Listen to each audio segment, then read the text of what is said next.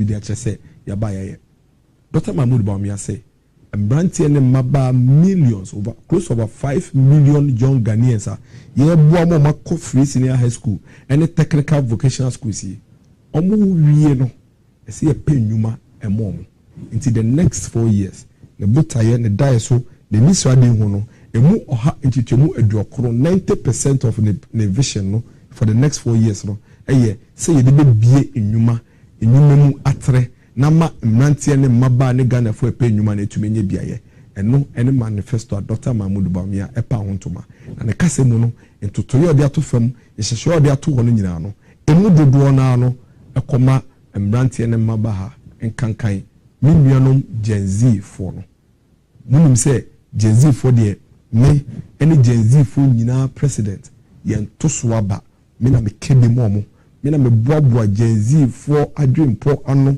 na makebia eden amomu ni wogidie se ye daachi aye peno nipa obetumi esum amana ko nanim ene Dr. Mahmoud Bawumia momi yentie the Dr. Mahmoud Bawumia eka ekire Gen Z fo endra no de nasem eba ewie no momi yentie sa video ni tiewa na embra. To the Gen Zs,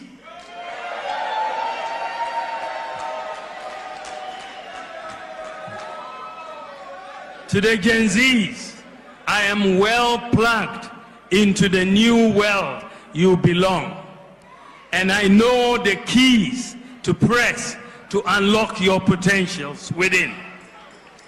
I am your plug to your dreams of a prosperous Ghana. I am your plug to creating opportunities and decent paying jobs. I shall offer you a problem-solving leadership built on my values of integrity, compassion, and sincerity. To this end, I have presented for your consideration our manifesto for 2024. The manifesto is giving. It is giving hope. It is giving ideas. It is giving jobs. To the Gen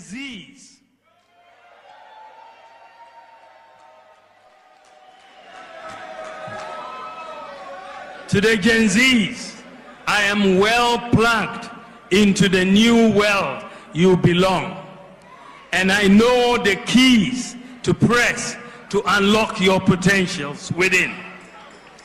I am your plug to your dreams of a prosperous Ghana. I am your plug to creating opportunities and decent paying jobs. I shall offer you a problem-solving leadership built on my values of integrity, compassion, and sincerity. To this end, I have presented for your consideration our manifesto for 2024. The manifesto is giving. It is giving hope. It is giving ideas. It is giving jobs. Dr. Mahmoud Bawumia has presented clear-cut plans for the future of Ghana. No doubt about that. The die so then the news wadi hunu jode ba yeni nyina no etije bie ne ho ye ndane dane mu untumi fe bi nka ho yi bi mfimu waka the news wadi hunu awoma omai we na Jezis ene free senior high school nti Jezis you need to be kind, you need to be tro, you need to be tebrofo. We need to take our future seriously and make sure we are sticking with Dr. Mahmoud Bawumia as the next leader of this country. There is a reason the NDC are going the route they are going. They are going that route because they feel you were not there during their leadership. The former president who is seeking for your vote this time was president at the time when most of you were 10 years old. At the time when you sleep in darkness without really knowing what the cause was. The truth of the matter is that it was as a result of the former president's inability to raise the needed funds to simply buy fuel to power generators he had borrowed on credit. Some of them generating power we do not need. But there's a contract that says whether we use the power or not, we have to pay. And so the power is generated, bent, and then we use your taxpayers' money to pay for it. The truth of the matter is that under the presidency of the former president, a lot of your senior brothers who are unemployed and were looking for jobs, he told them to go and cut grass and organize stones and rocks from the bush and put by the roadside and sell. He told the medical doctors who were simply asking for better conditions of service that he is seeing so much strike that he is no longer bothered by labor unrest. He is almost like a dead goat who is not perturbed by sharp knives.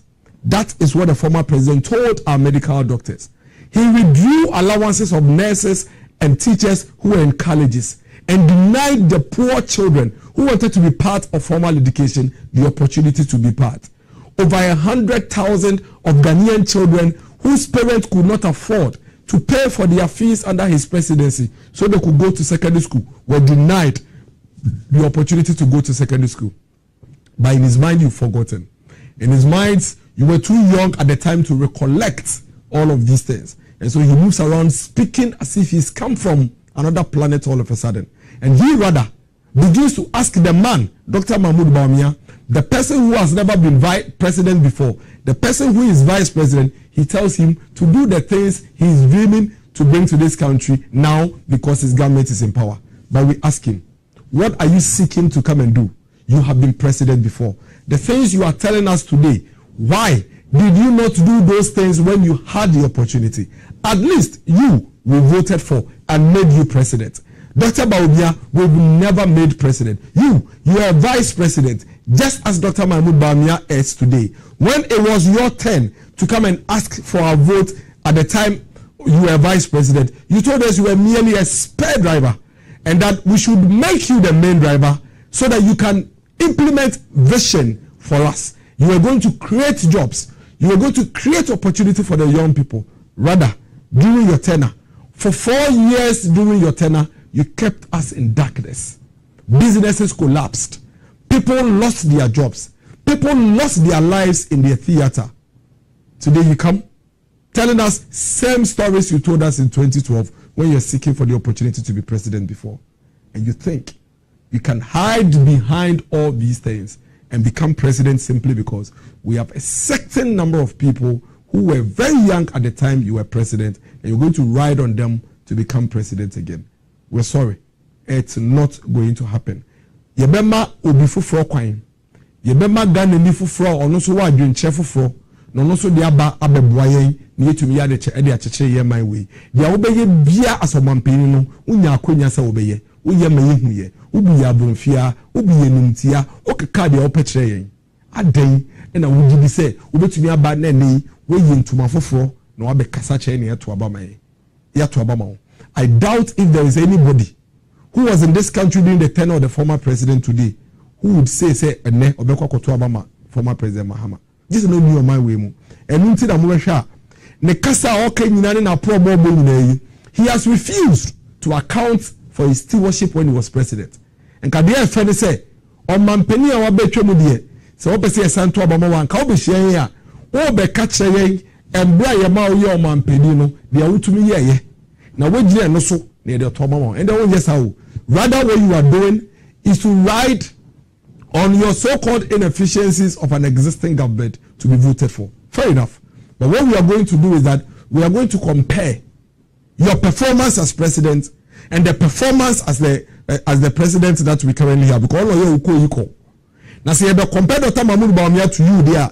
You compare your performance as vice president. You compare Dr. Mahmoud Bawumia performance. You bisa wa spokesperson Honorable John Jinapo. You bisa ni say eduma ben pa na wo ye as vice president at the time. In some more catch no. You bebo video na mo mahwe. Me pam cho mo hwehwe sa video de ma me why. we have that video. Please find the video. John Jinaport describing the role you, the former president, you played as a vice president. Yeah, before we do my way as vice president. Now your father Dr. Mahmoud Bawumia do my way as vice president. Ni asese. Enu ni ebe jina so atoaba.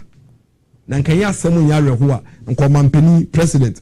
We the who compare vice president. Na tama na wo ye vice president na opo mampeni de no. Ye the president esusu. One man me can say as vice president we a spare driver. It's Yama or na be main driver. You told us this at the IEA debate in 2012. And then wakwa say aba. Oba ye bu enu enu asepoto. Eduba dem a won tumi anye. Ubu ye nyina abofia keka nsem kire. Wakwa aba se aka kire se yento abama na be your mampeni. Now this time round you the former president opese ye de wo e compare vice president there bi. Eduma wo ye na vice president no. Ni ye ba be hwe ye da compare as vice president Dr. Mahmoud Bawumia. Wo eduma wo ye as president the Ghana ni bia anim. You were the most incompetent president this country has ever had. Omampeni ben na mate say Ghana ha ya hwehwe ne nsemu as with corruption or my women that wonko a wo pe any vice president a woti akonwa so wo president etumi ma ye investigate too as a certain vice president wo pe na we president a utumi je contractor car no woman contract wo pe eti wo de uni koyiko uni size but si ye ka say enei omo ko abato nyina ye be comparison there ye the Dr. Mahmoud Bawumia as vice president and the former president Mahama as vice president they are compare ne yahwe anse na mewie na show yi mebo edwuma poten a wa spokesperson kan ye say we vice president no na we e wa ban we mu munya video ne pe mon kan che me ye de be commercial break ne yase akwaba but for now yentie dia Dr. Mahmoud Bawumia ewo emayen ewo ne manifesto o chechire o de a chere Ghana fo nyina say we any juma me pese yedi a few highlights of it. There were two versions of the document. You were the abridged version, I don't know, a few pages. You are born 7 tofa. And you want the main document, full document, about 260 pages. Obi a one same manifesto nim. Tailor for whom, doctor for whom, lawyer for whom, mechanics for whom, boja for whom, tomato seller for whom, queen mothers for whom, iron for whom, paso for whom. Obi a wagana hebia no Dr. Mahmoud Bawumia ewo didaso emaw ewo eniswade hu emaw ewo nhihye pa eda ho emaw unyambra bomode na fa ye manifesto ni bi ewo online bawumia.com www.bawumia.com na na doda romenti efie bia ye wakola ba ko wako free SHS anye hwe obetumi a type fa wo phone no ema wo nana no fa wo phone no ema wo ba no nonko www.bawumia.com ohwehwe manifesto obekọ manifesto mienu ni nyina ho abridged version de abo ne tofa no e ho na ne kese ne nyina so ye de ewum maame papa ma wo ba no enyi fi internet ne so no phone to phone no so anaju bi abeda on kan kakra ma anaju bi abeda on kan kakra ma obehu dai so a Dr. Mahmoud Bawumia ewo ema oman we na sem ba ko a ye bo ne tofa edika Dr. Mahmoud Bawumia e ka ne se answer ne beba bemu in the year 2017 na on my way we were in a lot of difficulty. The economy was completely on its knees. Aketua krani ntumi ntua. Aketua ntumi ntua. Nurse for the teacher for to me adwuma 1 year aban se minister intimate policy biaba e fe 3 months policy. Why adwuma afeba ko ba betu abosome miensa. Nkola ehiafo a no mako school ye gi o allowances free o nsem. National health insurance eguye. Oman no eba ni kotodwenim ye dum kania tena kania mu mfie miensa ko mfie nan nkola ekotron so hwe esua de oka akwan ho esa ni kania dundum nti ye pamo nkrofo enwumem ifide adwuma etoto o mu mfide enwumem. That is how bad our economy was at the time. Between 2017 and eba abemu ebepem 2020 ye nyina ebedi adanse se na nalo danko ekufo de MPP aban Dr. Mahmoud Bawumia echiche niama momai we yetoto niama kama. In fact, a lot of people will confirm say 2019 Christmas was one of the best Christmas this country we have seen in so many years, which is a fact. In fact, as at the time you will 2020 no na inflation ye be fire na former president Mahama e dey akodo 15% no na dey aba be do 8%. Kai say former president Mahama eba be mu abe yo mampeni as at 2013 no na inflation was 8%. Obe fire no odoko 15%. Ye bomode ye hu adwuma ma ne tia baya bedu 8%. Fofi Antwata and a COVID yare bonnet. Oh, bien in that one to Sebeba, a buyer. Emma Riasia Fanina, Yasobe Yeshia, ni Hubia, Yeniatani Hudia. I never know Casey, Oko America, Oko UK, Oko Asia, or Bia Prese, or Babu Modena, Wama, Nemino, Ejan and Inso. It's Yenso Kakrabekaye. But in the past few months, in maybe the dance, say, a my way, nkakra, Yuguswa Ebabe Jina and Inso. At some point, I remember we had damn pile of COVID mono. Now, not Danko Kufado, take decision. In fact, Anka Opa, Sambeno, Nkobeka say, okay, yen Jaden the Peru, ye be boy your mind no buying, near boy your economy no buy. Bokache, and that video is still there. Or say, a choir ye be faswa, say economy ni say, ye be to me, see, na man abjana and so there, ye be to me, yen say, be say, no. Nemum, see a shiny paba kumpa, a bed says, I nipano, ye be to me a funny free, or woman, a banquum. Until we take a decision as a man penny say, or bebo young kwahuban, ye send ye tibia, send ye siatia pansebiano, ye never carry one boom, ye chitre, ye economy, ebium. And unti enemy, it to make us say, inflation, a koya could be 54%. Nyamiadom ene, atia baby do 20%.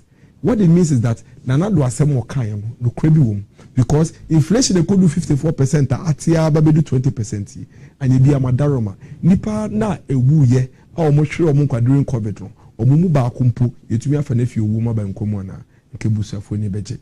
In Kadrehua, any jujua at 2 about time, a kunafo, any ebusia for a chagana his or more sure or more or my dofono, and come in the budget. Yinyaya, Kebitman, sir, but Yankupon for such a deano. Manipa enuti economy ni die ekwen bia MPP abinding na danko ekufa Dr. Mahmoud Bawumia be faso a ye be rebound and the fact is that as we speak the economy na ese ye tete pansam ye no eguso a ACC akwan so ene ukodwa so a eduane bo ba na eba fam na che se ese kra obetube sisi no the nipa no hwe ne nkwane de ebe ye tin so we to be assign for the fee Owuma day abankwem.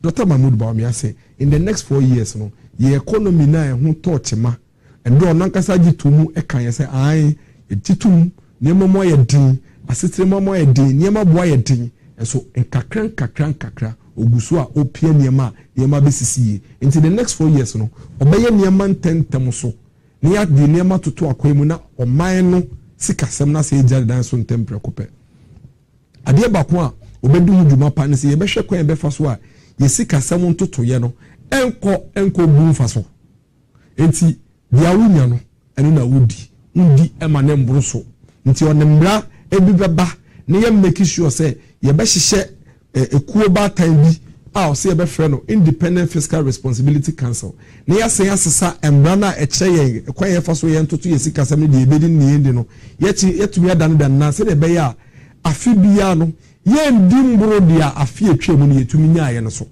into say establish an Independent Fiscal Responsibility Council and amend the Fiscal Responsibility Act to add a new fiscal rule that requires expenditure in any year does not exceed 105% of previous year's tax revenue. Enti afi etwemu no sika ye jeje ye no se afefefo ye ko romu a ye de mra eba ye de be chichire ye ho se na be ya ye nkodimbro dia afi etwemu no yenkodi mbroso oha ene enum oha ne emu chichemu enum 105% sene be ya mbre bia no yegina kwan paso enti ye de mbra beba na chichire ye yetumi aye ne saa o say obehwe no make sure say ye betumi enyi ye sika sem ntoto ye economy nsem no ye betumi akọ about 6% na say oha chichemu ensia ye betumi egro ebubetre na emu abai na wode niema obeye no de atoto akwemu na sane amenesi eba no wache ya no echinje bie de ho nkasa basabase bie no ho wache se obeye establish Minerals Development Bank eno no mechechirem or the data hub beba mechechirem obebe ki sure say ye dwedie hu nsensem no bekoso ye ene niema bi ne nyuma bia ne ye hyedan fa ye nim die che bebre no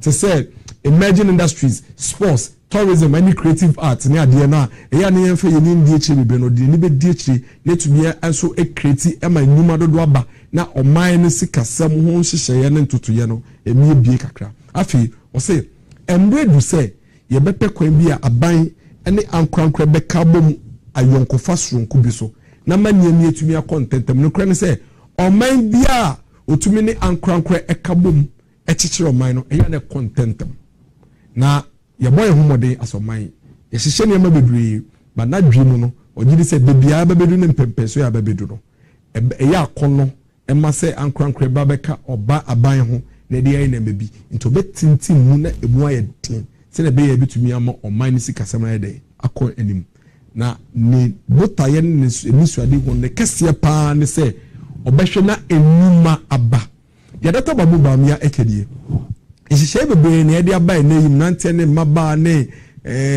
mebu aye omomusu enuma national apprenticeship program omo ko school sua eco school omo ko technical vocational ne ma bebre health insurance ye the kidney dialysis abeka ho ye the sickle cell abeka ho you know a lot of social intervention policies o say embrace say ye be channel ye attention ye de ye ni bibia behwe enuma ye bebie enu enuma ye betremu na emrantie dodo a wo hwa ye se penuma momo ya pomo ena me no ka say aban any uncrowned near the Kabuma, you creating over 2.3 billion jobs.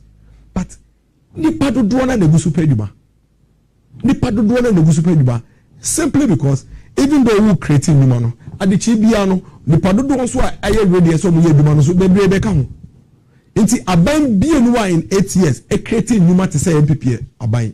And this focus to say the entire time on mobile bemu 8 years. I'm creating numa just a little over 600,000 jobs. No, Mwakasa, Ejitum so create here. MPP Abaye created 2.1 million jobs in 8 years. No government has done that. No government has done that.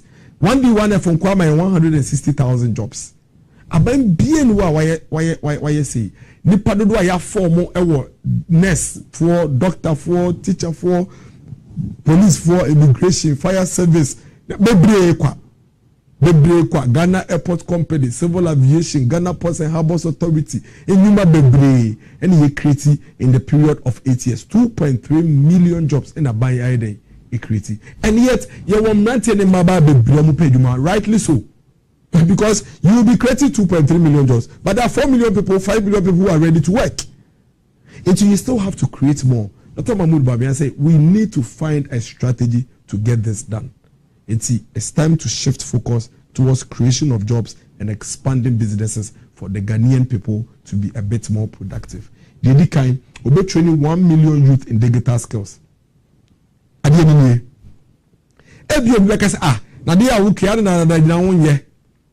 facts of the matter is that the secondary school say your tablet this year.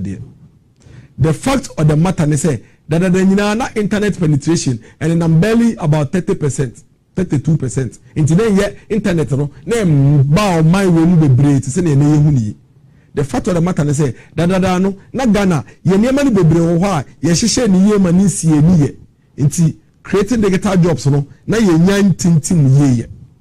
And no, it's started Dr. Mahmoud Bamian Juma why in the digital space. It's started the digital literacy will raise your cost. Internet penetration lay a 52% or maybe I could do about 70%. Nipa do na no kura internet near DNT. Ama Ghana for are you ready to embrace digital world na a day anymore. Internet media is free and the young people of this country they can sit here in Ghana and work for companies outside Ghana. Oko India. There were millions of young Ghanaians who in India. I can tell you on authority say, or yeah, you India or India no you so the company were Europe. The company no you man or UK. The company no America, but at India no you masa company no. That is what the digital skills can give to your young people. Into coding, data processing, data management, big data management, cyber security jobs. They are there. Into what and Kraikuma. What's a Damongo? What's a Savalugu? And so that company I waffle with Jumana, we hear Jumamano. Company no, I was New York, and a company no, I was Sweden, and a company no, was Norway. The only way I gonna form Ranten and Maban to be to be a Casa, and you may have a Brea, Ecosu yourself and say, a Bomonia SaaS skills.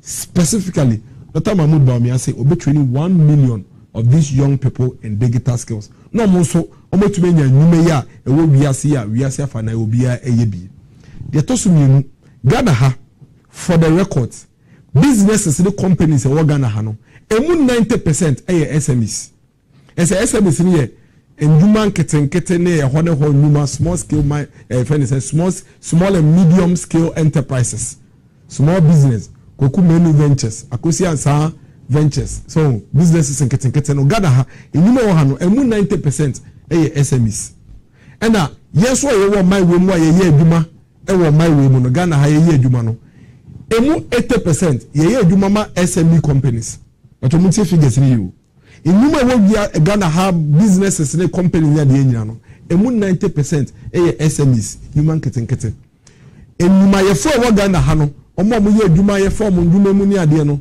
emu 80% eye SMEs. What it means is that si ye pese ye bi enuma pa na nipa dodo nya enuma se ye di SMEs nechi enti Dr. Mahmoud Bawumia say he is going to introduce an SME bank.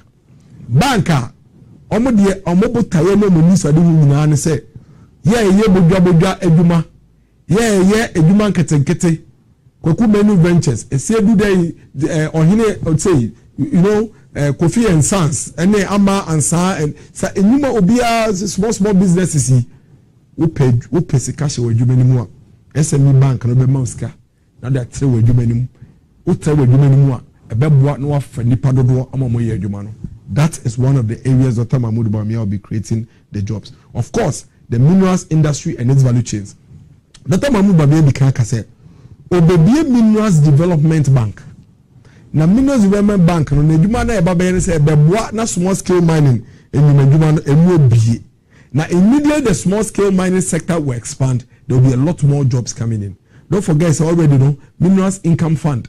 And so minerals investment income fund. And so you may be in the lithium sector. You will never be a cost for bauxite. Guy deck for your mudie, iron or for gas deck for so your mudie. By the time all these mineral sector, na be kabuno, na enuma yabebe BFU and he's going to support all these sectors for them to be able to grow quickly and recruit and hire our people. Create jobs through the National Cyber Security Workforce Development Program. Yaka say, and then in the course will be a safer day, they are all hinged on digital space. Cyber security, data processing, coding, data transformation, software development. Those are the things that are moving the world now. And that is where Dr. Mahmoud Bawumia is looking at. Or say, Obe recruiting 1,000 special needs teachers.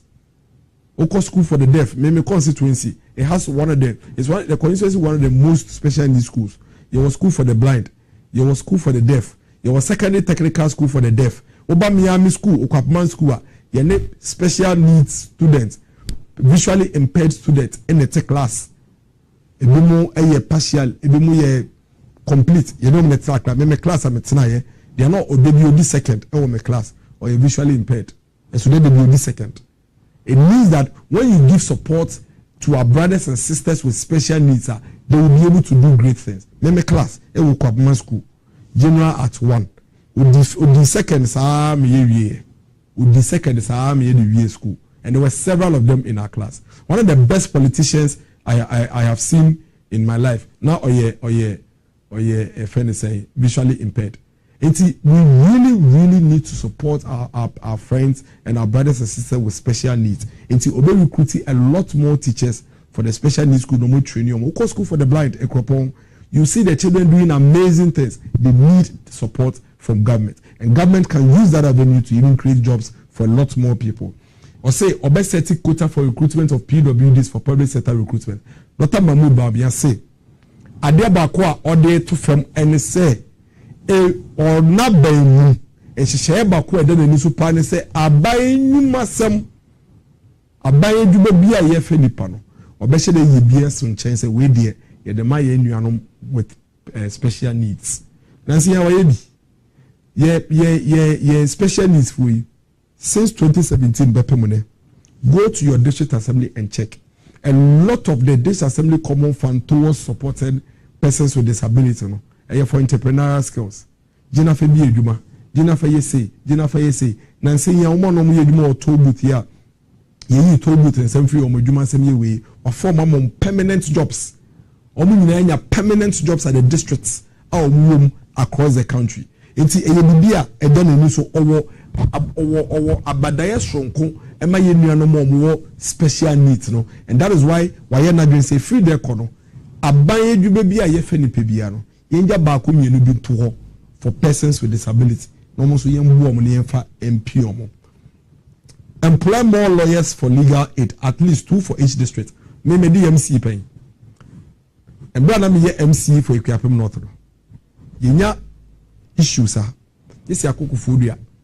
Ni Akukufudua Attorney General's office. No am lawyer ba ku mienu say omeboa na on church on be my enti. Eto de bia a lot of the districts we find ourselves in difficulties before we even get legal counsel. Because then be say we hoduma be no. Every district must have at least one lawyer to guide the district. Moko General Assembly meeting, you need to have a lawyer there. You need to have a lawyer at the assembly, embedded in the assembly. A lawyer must be at the district to provide support. Obi enyasem minim say wako magistrate court and circuit court bi o district bi mu da. I'm sure I tell you already ho. Obi their case pa. E dey da begi ada kanim. Onu kwa na buy only lawyer. Because on to be to lawyer ka. It assembly bar so before onim need na kotum nto bi aponche yese ko 6 months judge ni yeboni bia emra no de yeduma anka wunya lawyer anka bia wasem no enko yes 6 months e be 1 week and 1 month. It we need to provide this support at the district level. It's another way of creating jobs, and this will be done by Dr. Mahmoud Bawumia. Afi tourism, creative arts, sports, jobs abroad program. Measure that to be in the next friend is saying weeks here me.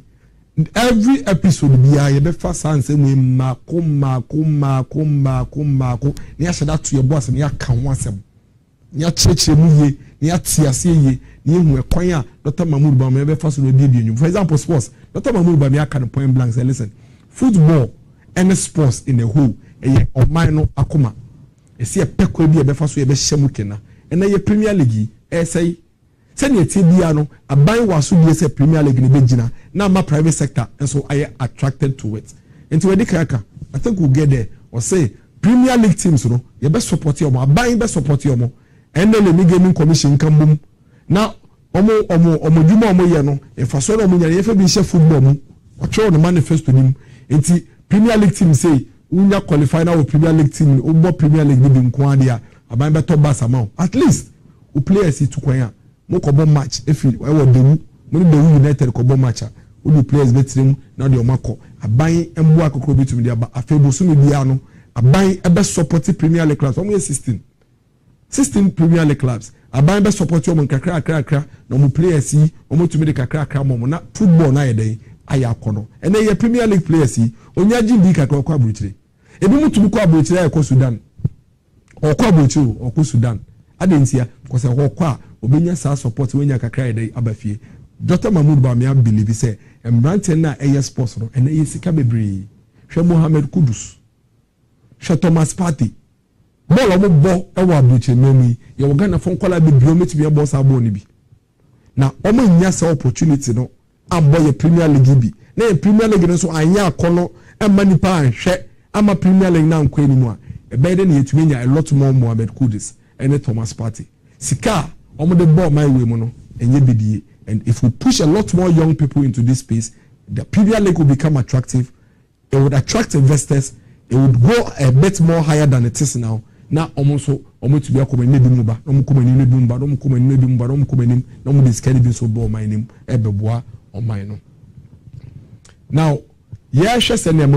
like I said, Dr. Mahmoud Bawumia manifesto no heavy on jobs and opportunities for the youth.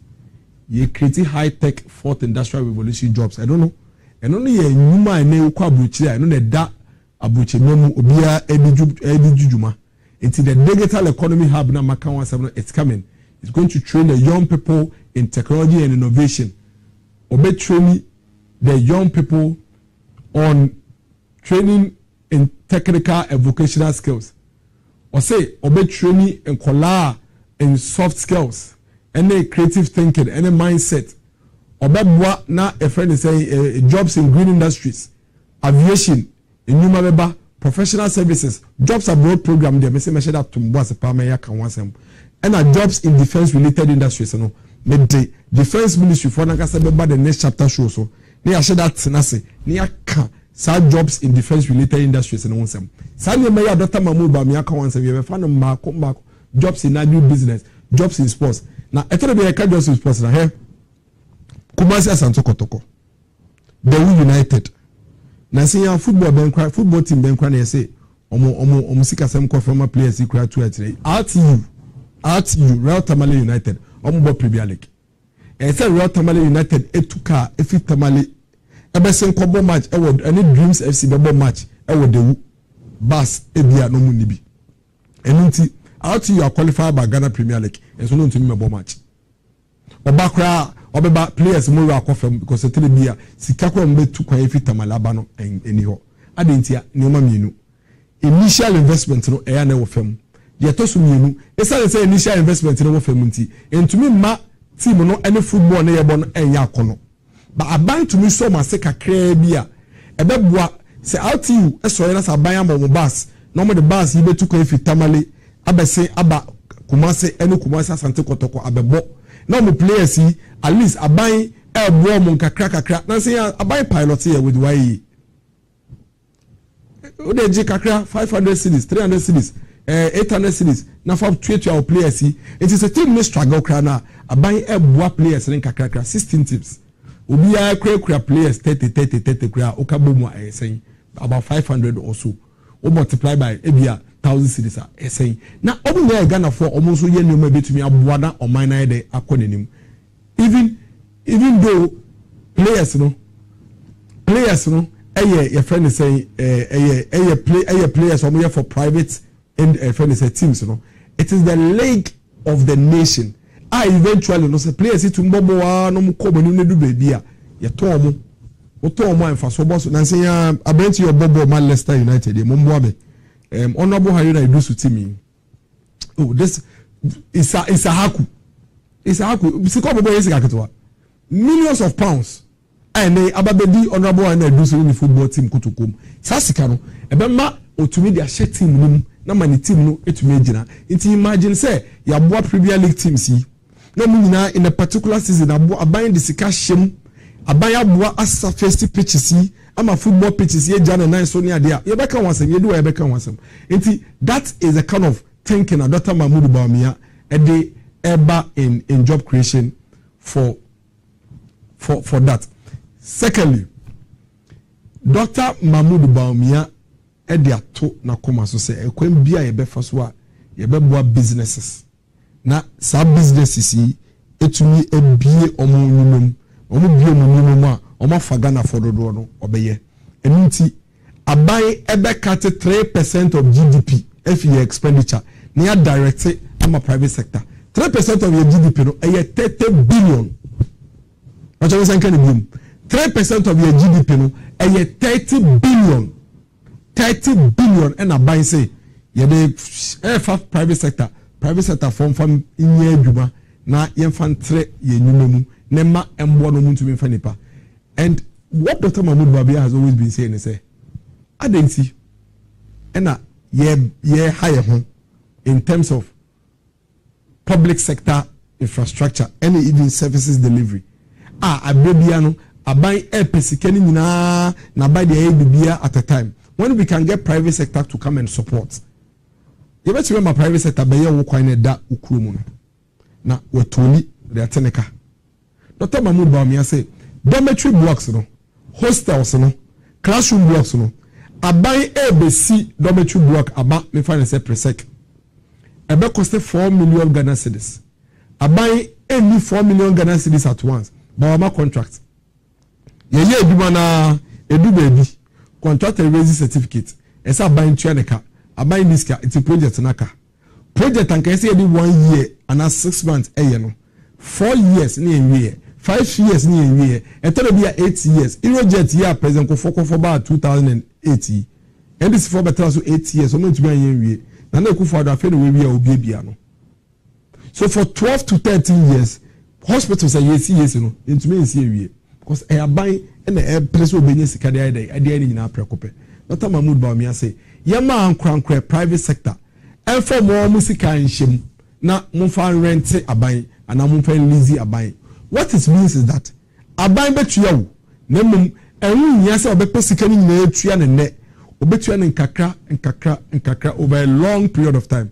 Sa do metu block bi na every girls phone call ani hia no mademu na esa ne say aban sika nyina mbo ano preko penti no yes the be 4-5 years in wie no yema private sector mbesi no fan rent aban na aban tua rent ema private sector nti afibia no aka 1 billion e be hia a yenni enti project ne kesi wona esa ne say yetua rent kakra kreti e be hia bi 100 million utua ya na private sector de ko afene so ane wetua afene so ane wetua afene so ane wetua.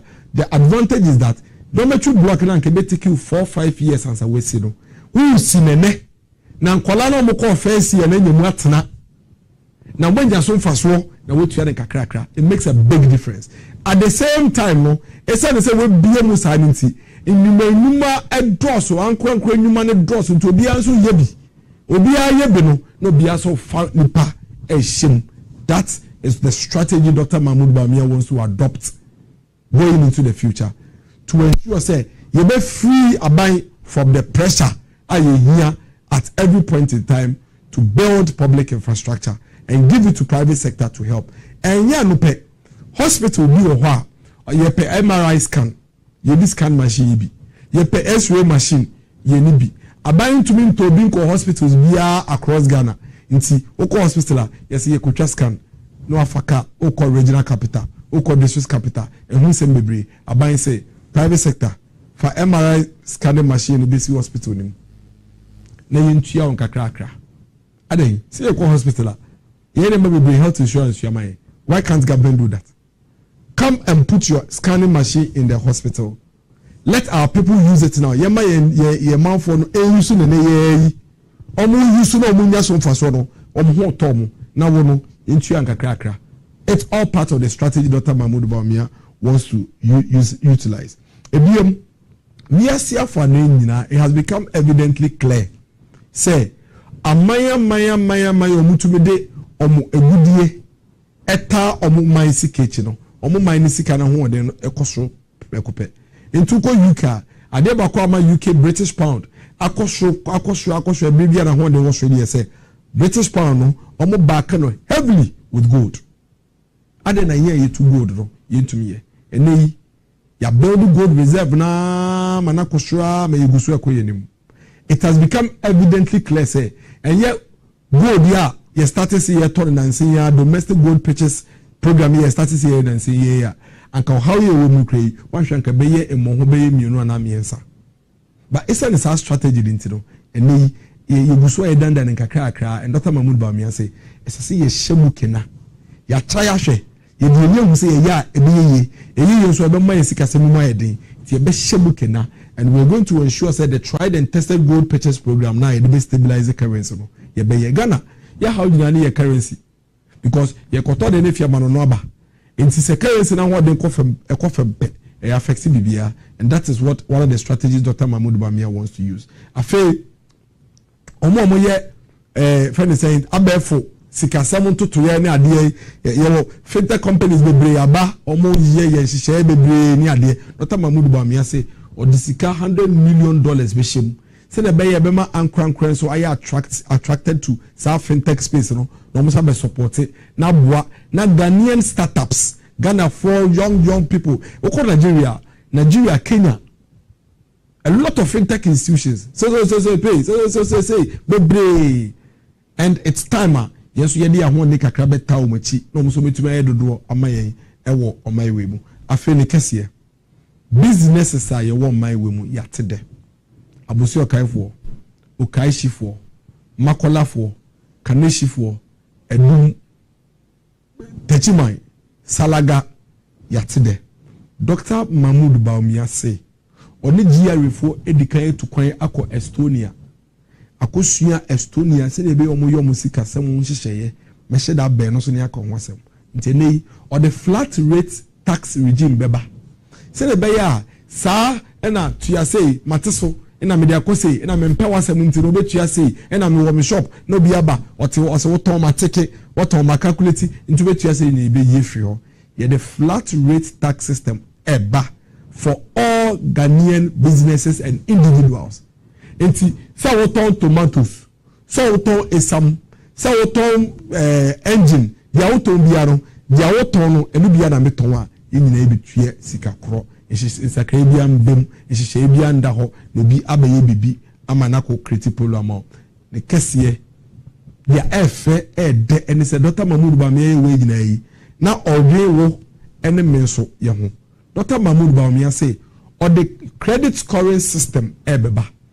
Na credit scoring system de be ya ne say ebedi kan ya boa amandana fo etumi enya niema ye beto ene niema ye be free niema ye beto ne yetua ne nkakra buy now and pay small sabe pepe na credit scoring system etie no crepa ne say ya yenim no yenim yeso ebebisa ne yemisa biasia fa na nyina omo makomanim no dodo na no yemfa sika enko shop enka se me beto akonwa akosi medemu yemfa sika enko car dealer ho enka se me diska beto car akosi. In fact, in some jurisdiction like in the US, who do such a to now you $3,000 kekra one share back to investigate say now go first can be free.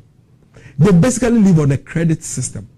And the credit system advantage the woman say emma obia to minya sebe niema kakra bia obehia na wotumi akọ wanim no obia to minya bi ho ye bia nkoba.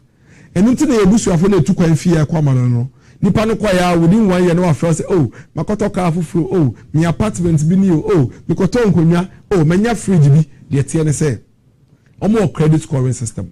Na the credit scoring system ne tie ade no nya yan ko be ma wo gada ha no ye tonton ne ma no bebre na ye nya yan ke de be firi no tie ne kakra wo nemum ye ngin bi say ye de ma obetua ena ye de ma wo so no wantua e be de kwa ne ye hu eti na ye ni bibi sa no but ni Dr. Mahmoud Bawumia digital drive odiaba Ghana card buy I know Ghana card and one they register a mobile number and one they view bank account Ghana card no and one they wo friend say wo tax identification number and one they pension any ade nyina ama omo disika se mu dwa credit facilitators businessmen no akoma tom yum kakra se media de ma miracles na se miracles me hwehwe na me hu no kra me wakwan me fa so metumi atwesi miracles me hu no enti dia Dr. Mahmoud Bawumia de ba ne se ye benya a more comprehensive credit scoring system a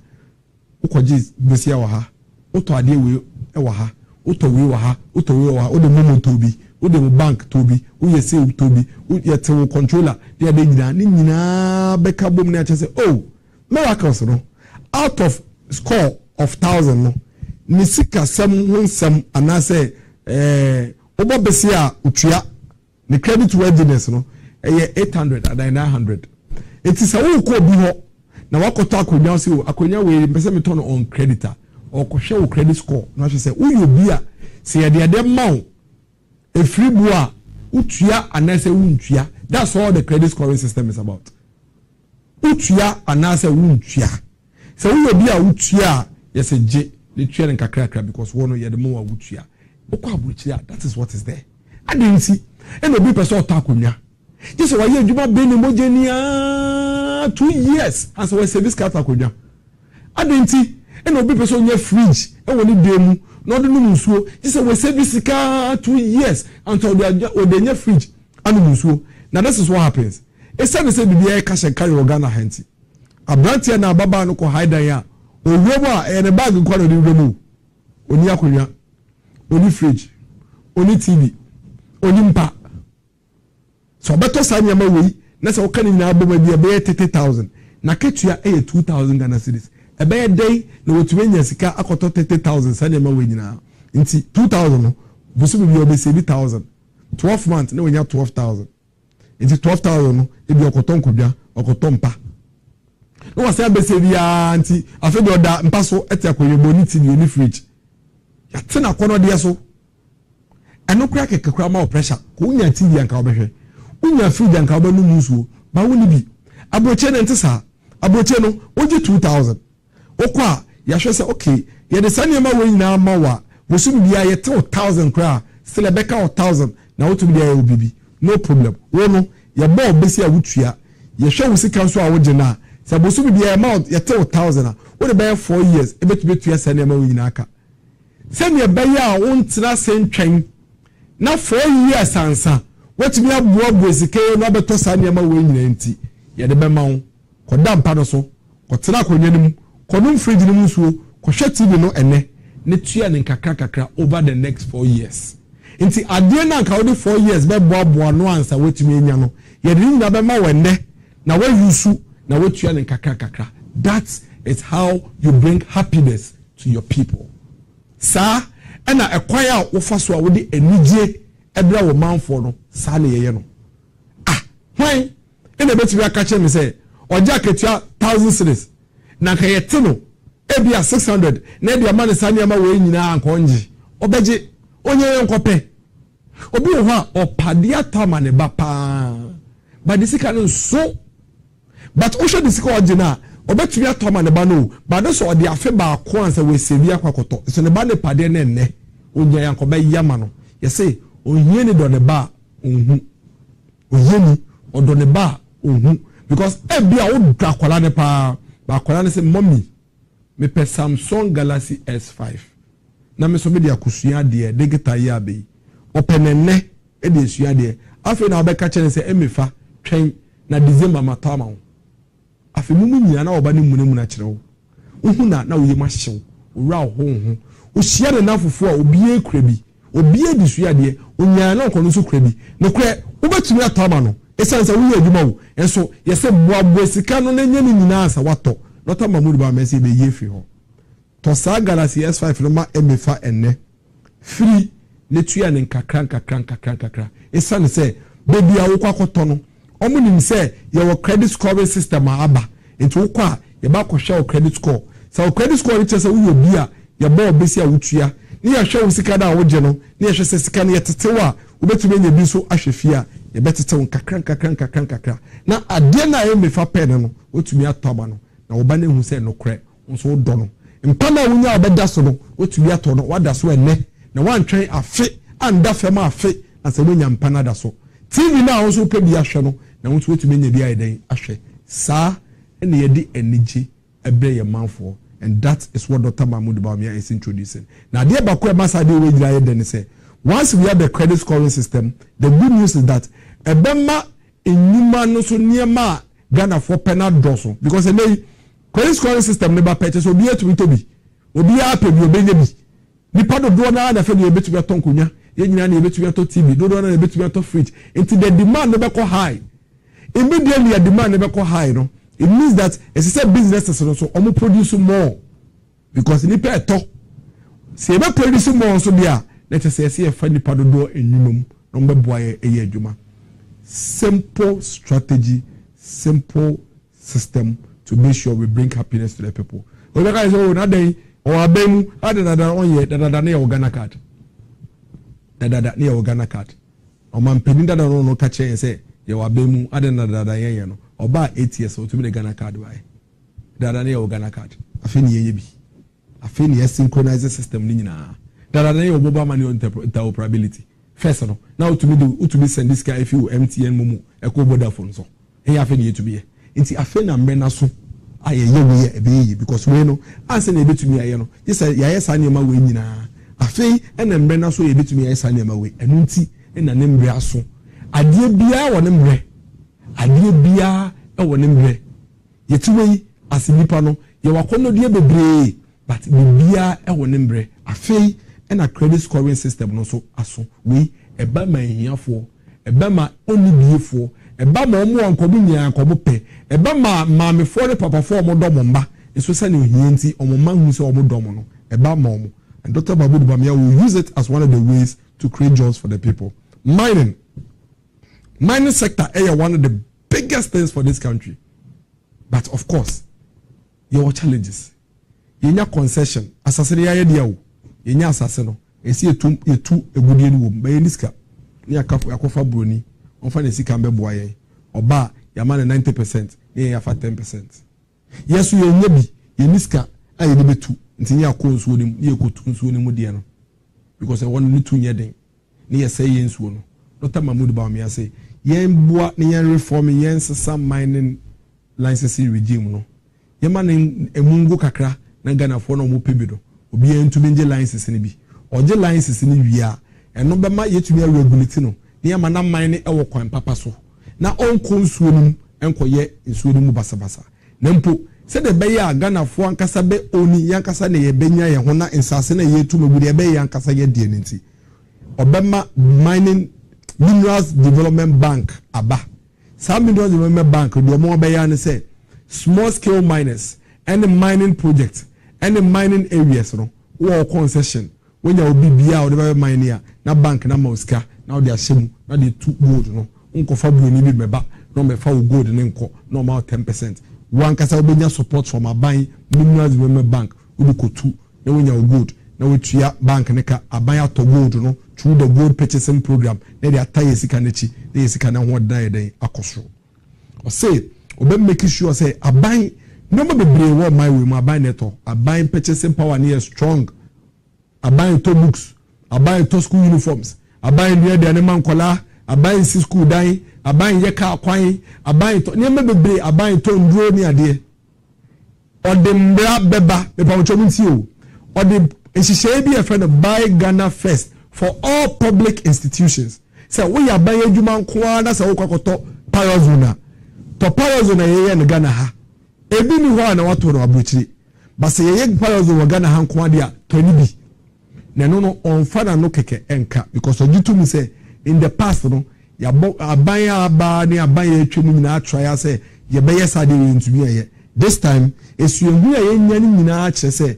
si ye de mbra eta buy Ghana first friend say program ye chia eni mu ahode be koso nti ye be sakra public procurement laws ni mu kakra or the be parliament ni sakra mu kakra na ya chichire wo public procurement law ni mu say wo beto de bia na wo ya baye adwuma nko ade a ade na wo beto no say ebi wo Ghana ha ye ne Ghana ha to ha first say wo nya bia say wakwa abruchire na wase a chichire auditors na internal audit systems ni mu say na be ya audit committees and the tender committees no mbra be chichire mo say hwe pefe say ade na ye to no ebi ni Ghana ha as wato de wa abruchire e wo Ghana ha nko na ye wo Ghana ha nko ade a ye wo Ghana ha no eno na se woto de be ma na ba ne say ebema Ghana fom fi de adwuma nim bebie na Ghana fom fi de adwuma mu bie no na omo fam rantie ne mbaba hanso adwuma mu etosum eboa because adwuma nim mu bie no obehi ni pema na ye adwuma na waboa na wa fam rantie ne mbaba remember the strategy ni na say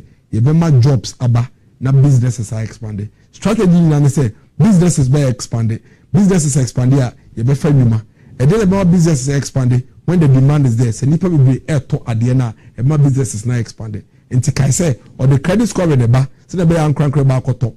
O ma na nsi ho, abaye adwuma no so, o hye ye kete or dem da chichire yen say, o beton ko ade a to de ye ne Ghana. E no beboa na Ghana adwuma no mabie. Ama famrantie ene mmaba adwuma mu. Afi I earlier on spoke about the taxes. O say or the sad tax ehihye ya or the beba or better small scale mining gold. Reduce withholding tax for small scale gold export to 1%. Obetiso implement a flat rate tax for all importers. Obetiso obe making sure say importers, spare parts dealers, omo mu importing them in be flat rate. Waiving of interest and penalties for failures to file taxes in previous years. Abolish betting tax. Betting tax that betting so no also be true. Now all the side taxes she say nyina be wie a fe de obi emu say Ghana ye taxes share no emu ayede emu ahenhan afa de enima no niema ekoso obi abetumi no hwahye mu no se de be ya obia oye adwuma o man bia betumi akose me so bese metua me tax no o say wo kadada na wo dey from previous years no a nti ama wo suro se wo ba na wo yi wonim se wo betua ene tax na ye de be dan wo ka no o say me de achew ye de ni na achew ya pepa afa de bra be joy na wo so de kakra obetumi contribute ene no contribute esane say yama tax and some no aye convenient amount and that is what Dr. Mahmoud Bawumia has for the business people. Also be making sure say your duty say you tua e water port no ye be make sure your duties no ida say ebeba fam kra na say anya hwe krampo no ene porter e ben ye Togo ni ade no omo duties na be pe na me ti say bi say ina Togo ye duty free na me say this for day and this for say Togo ye duty free nti an ka say Togo ye duty there's a Togo no what do you say yeah say okra ade fi abroche ba Togo porter no one anti me say NDC deputy spokesperson for former president actually say young kind because papa penny power Dr. B power actually say Togo duty free to omo nyina agedi Togo duty free Togo duty free o say obe make sure say wo share adwuma ase foforo na uye wedwuma bia startup adwuma ketekete a wa sha ase at least for the first 3 years in there or the taxes no ebe chew na we make sure your tax and seven you be digitize no so say be ya ni pan seven na yendia no na meji say it so ma me be free no be nsisi digital computerized answer na be kra wade na fi abuchi aba no wunim say air condition ya me be 1.5 horsepower and me the bar make your tax 1 cedi and ya fe na obi ba be ka say 2 cedi 3 cedi o say me pan che say na menje enem cedi dey no ye free ho say na be ya businesses no ebetumi di saa sika na eneyi enne na nchenchen no ebetumi di asho mu nyumanim no mu di bio mu nyumanim the sense support this nso aba fam kakra nti no ebema niema bo no so ayeden aba fam spare parts this is ebe fam odi kaka and there no doubt about that fam no na eboa ama friend say spare parts bo no so ayeden fam yaka digital economy no nsem bebre training of 1 million young people establishing a national robotics engineering lab, providing venture funding and grants to support tech projects, increasing internet penetration to over 90%. And then, yaba bemu 2017, na internet, it is a Ghana hano, a bare 32% coverage. And then you move from 32% to 70%. That's amazing. Dr. Mahmoud Bawumia say, you see a move from 70%, you had 90%. And that is the future. That is the focus. That is where Dr. Mahmoud Bawumia is looking at. Also, ye countries are here Africa Union ni muno. Ye bin komo say ye benya mobile money interoperability across regions. Intene nka out Ghana na wasa this card mobile Nigeria through mobile money. I know. Also to Nigeria no wasa send this card to Ghana through mobile money. Stress you know. Until say na wasa this kefi MTN, eko Vodafone, eko Airtel, eko Telecel no. Sa pepe na out Ghana. No one said this cat will be mumu or Nigeria. That is what Dr. Mahmoud Bawumia is pushing. I feel I say E11 no. Nimbre asu say ye be ye free ho. Di media E11 be di ye no. E di wie. And nay Dr. Mahmoud Bawumia say esan say open your mind no do na towards the digital space. He make sure so be embracing the digital agency. On June this say a twaswa na yeji E11. Enti E11 no obetwem the way ye free ho sine be ya omomu ye e-commerce omomu ye e-business ene nipa bebre na na TikTok, Facebook, Instagram, Snapchat, Twitter obududwa they encourage a lot more people. A lot of young girls, a lot of young girls, young guys are omomu ye business only shop only dine but a lot of good business within the digital space. E11 no Dr. Mahmoud Bawumia say ye be E11 no if you ho Dr. Mahmoud Bawumia say osanso wo ekwaya or did say embrace see a behwe na ye make sure say ye betete niam so na or minor cost of living no akofem kakra enti ye behwe na of course waka spare parts prices no unim say ade ba ko e ba Ghana ha niam boye den ene driver for transportation fare enya ye ya almost spare parts why dey enti yato lawyer femu yeto lawyer femu aye beto ne meso no yeto lawyer femu ane ye beto ne meso no enti Dr. Mahmoud Bawumia say spare parts no ye the flat rate policy ne beba for all importers including the spare parts dealers this is so ebeba femu what it means is that niema na or the bow my we ma beton na car for attorney church of what spare parts and so be confirm kakra and no be boa na cost of transportation so akofem kakra na atumi ama Ghana for ho ehye nyom kakra so or the ahode strong kopa na eba be hye ye agriculture and service be ya food prices be kofem na nsin ya me ko market say me ko tomatoes I think about 6 months ago. Me call your tomatoes miensa, yes, 40 cedis. Is hey, miensa who? Yes, 40 cedis. Hey, and then oko nasa oko tomatoes a bucket ma, yes, 10 cedis. And bucket ma, adoso market. Me club adoso market.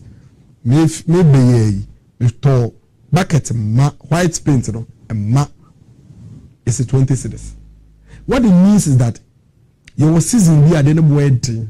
Ni season bi ane koyesro ne bo ekosro Dr. Mahmoud Bawumia say e pekwan bi e be stabilize no e wo ebra ne bo air for no nti ne ya o to tomatoes bebre ye de ma 30 cedis e say gina wa ene ya o to tomatoes bebre de ma 20 cedis e say gina wa nti obe hwese ye be ma development bank Ghana etumi apekwan bi e be faso a ye betumi aboa ekua adwuma no ne etumi apesika ma omo ye large scale farming no no to be the farm na chem na ko ne at the same time no ya tete spare parts so at the same time so no or the electronic vehicles aba at the same time so no or the gold for oil aba it is anima we nyina obia be ye ne part it spare parts bo akofam gold for oil also keep full or no at a price emma your friend is saying mama say just bo no affecting ye bebre na EV electric vehicles so e say home maintenance wo fam no so use fuel nti ebema public transportation so akofam kakra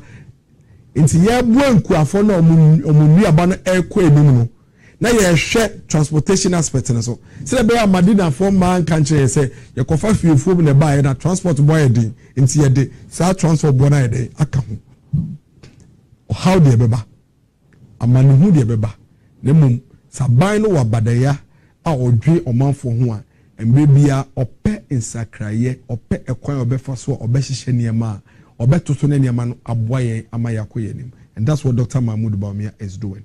Stabilize the spare parts spare parts prices through the flat rate policy, introduce electronic vehicles, continue with the Good for Oil program to stabilize the prices of fuel and ensure say a bit affected public transportation.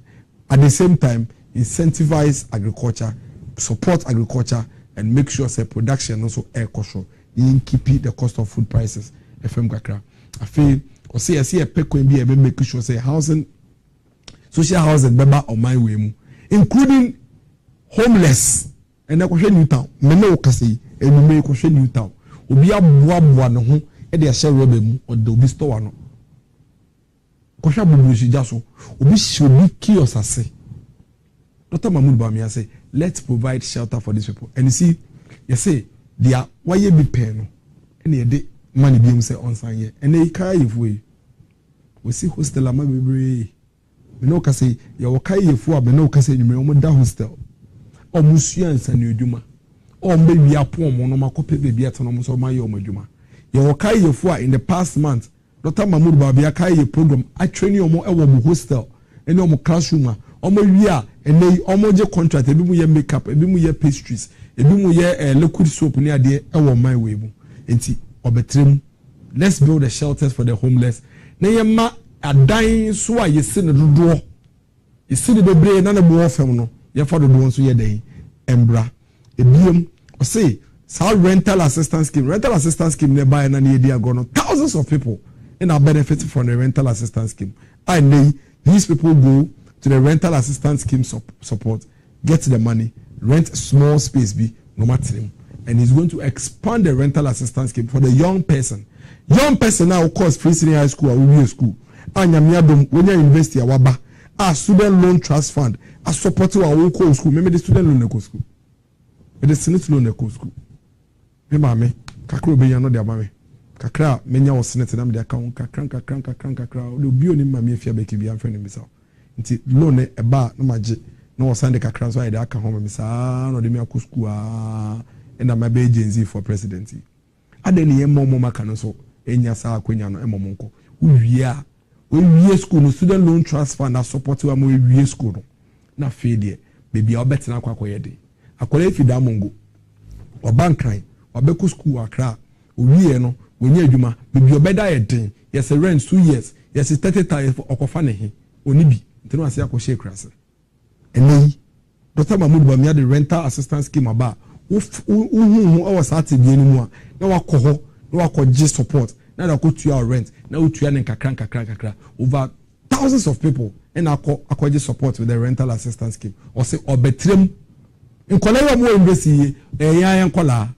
On one no so masia mo ko secondary school free mo do university mo wie. No mo wie a o gidi say e so support you mo no mo say nya baby do mo tito no mo nya adwuma pa biye.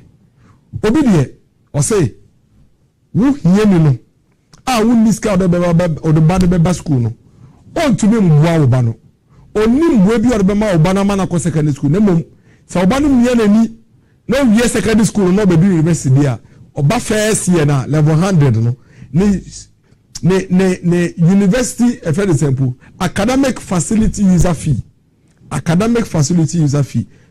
obi akọ university bi anim say academic fees no components bebre your afuf your residential facility user fee your academic facility user fee SRC ne ma ke ka bebre asabe your academic fees sa academic facilities user fee no and do 30% of our academic fees in Accra or say oba eno no metua ma na metua ma no krampo no me the student loan trust fund be ma loan na loan e free loan a free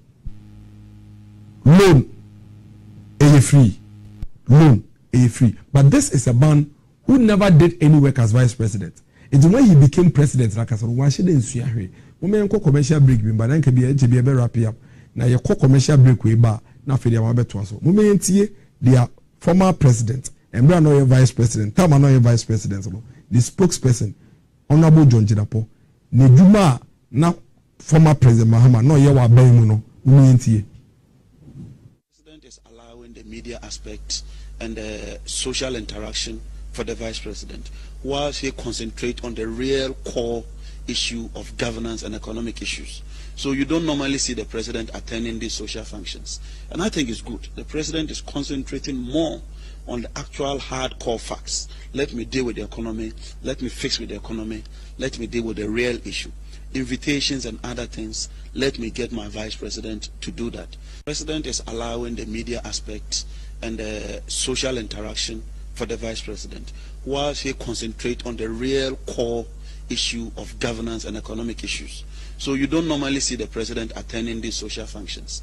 And I think it's good. The president is concentrating more on the actual hardcore facts. Let me deal with the economy. Let me fix with the economy. Let me deal with the real issue.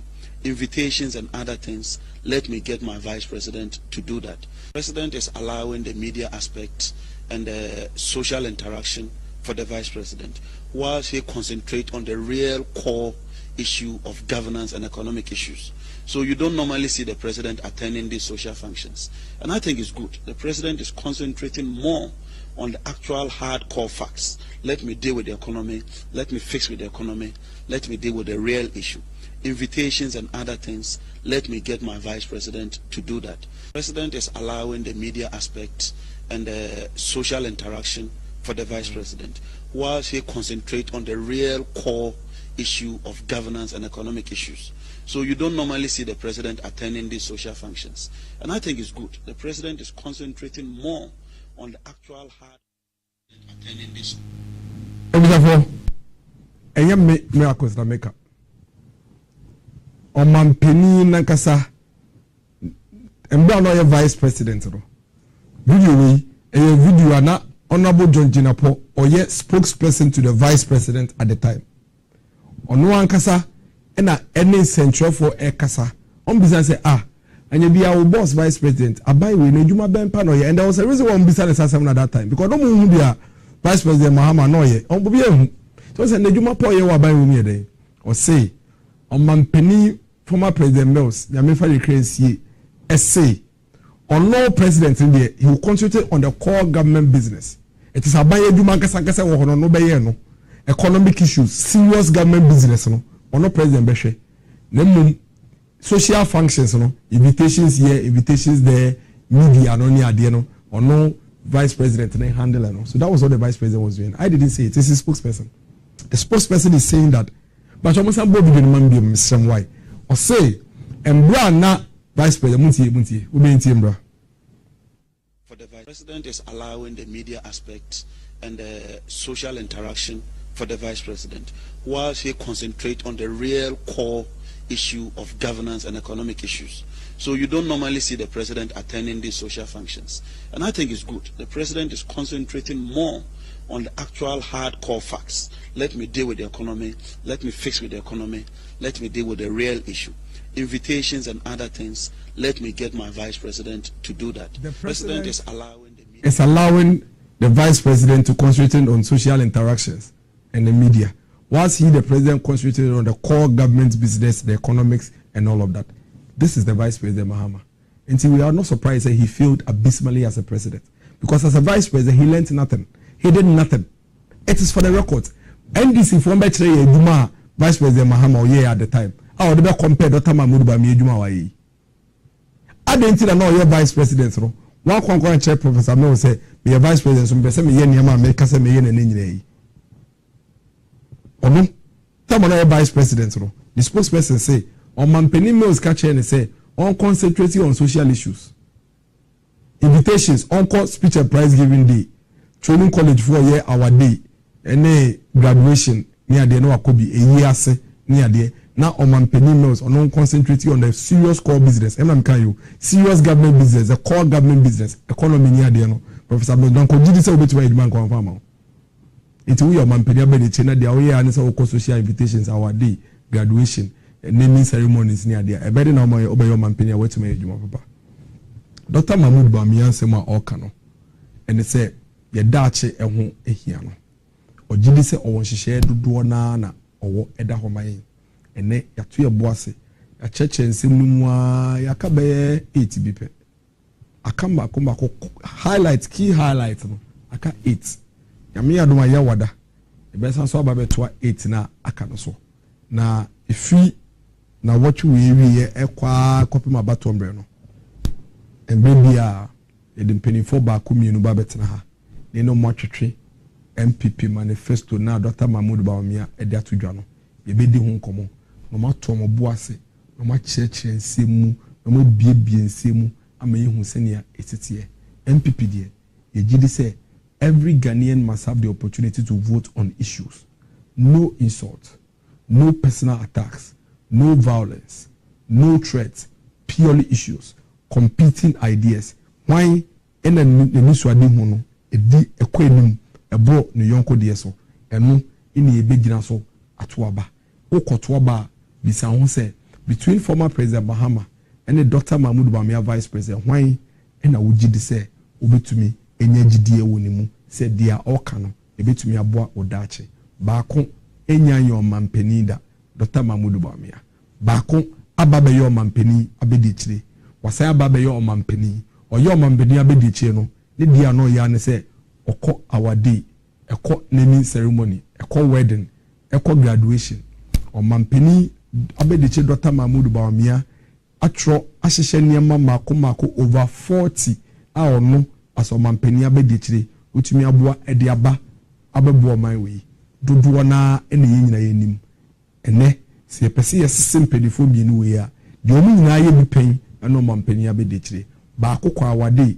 ene graduation baako at the zip line drone services aba on my way mu baako at the mobile money interoperability aba on my way mu baako at the Ghana card a comprehensive interactive across the database aba on my way mu baako at the e-health aba on my way mu baako at the so many progress and aba ye my way mu baako kwa awade baako graduation baako ko naming ceremony omomu hwan na wogidi se wode wo re ena wo da chehye ni mu a obetumi ayama ya yefa ya wada ye besa so abe ye fa na akaro na fe yewi a ebre bia episode bia do ya to ye boase ni ya cheche mbako mako ye mo bia kwan na onfa attendie kasentwi ni kasabasabasa embe twenyen emfi off grade MPP de bia wutie be NDC ni hye webufu a ignore him ko Ghana ni no to aba no ho na ko ka Dr. Mahmoud Bawumia nsempa no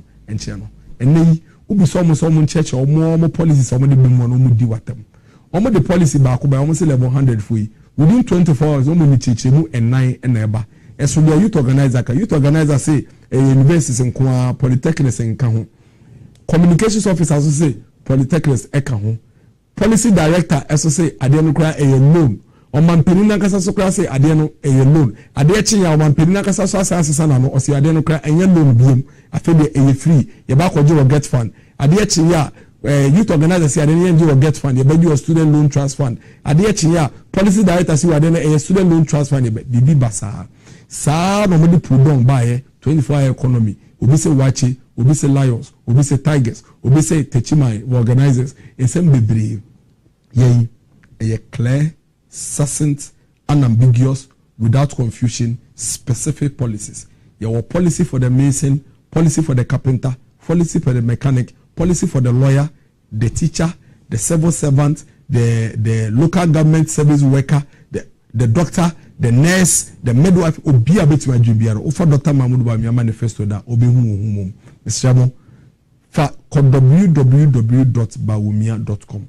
Okohwa untumi nkwa fa phone ma oba ene nana dunti akole bie tumi kura phone oko school obekan. When you go to the website, pick the manifesto, download it for your mother, download it for your grandmother. Every evening before you sleep, can one line hu ewom nyame ya domo a ya wada ye beso anso hia ne ya toa de aka ye wie no so ye de ye ndi atem ensam no se ne sitie no ne ye chechire mu edroso de eso ye beto ye boase ye bese mbre ne ya chechire mu abo 9 pm Dr. Mahmoud Bawumia eda so ewo dan ene odafo ekasa endra asat 9 pm na opie FGSTS echichi atakwadefo within 24 hours we say so akwaba onama obona pro na ombre ya mina mebre genzi fo nyina president makramo nyame adoma ya wada yebeshia.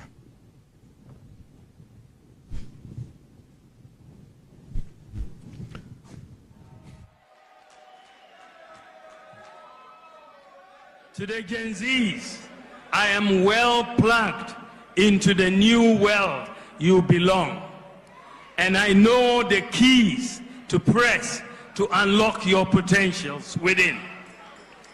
I am your plug to your dreams of a prosperous Ghana.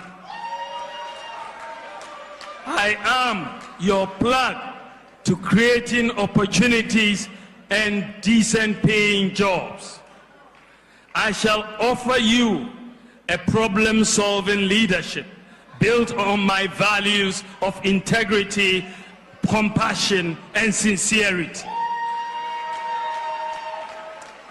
To this end, I have presented for your consideration our manifesto for 2024.